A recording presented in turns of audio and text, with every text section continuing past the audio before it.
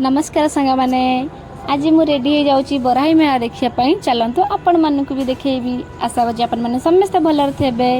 मो मंदिर ये आसी दर्शन करनेली ये आम गाँव में फलमूल भोग हुए ये तो मुढ़ी भोग हुए है ये गोटे पोखरी था ये कहुए गाधेले काछ कुंडिया सब भल हो जाए। तापर ये छोट पिला खेलुले मुझे देखिली मो अंकल कहली मुझे खेली अंकल कहले तुम खेलिले आम झूला भांगीज